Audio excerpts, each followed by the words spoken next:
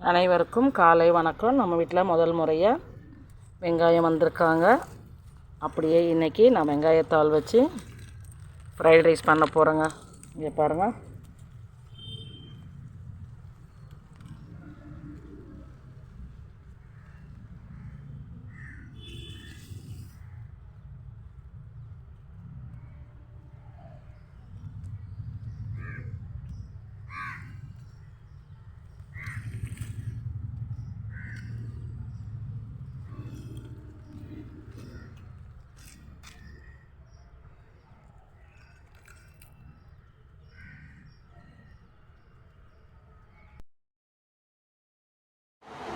சாப்பிடலாம் வாங்க.